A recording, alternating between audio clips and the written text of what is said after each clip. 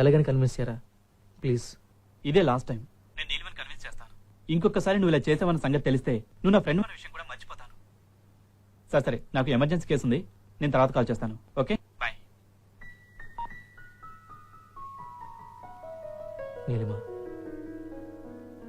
ఎక్కడున్నా త్వరగా ఇంటికి వచ్చారా ప్లీజ్.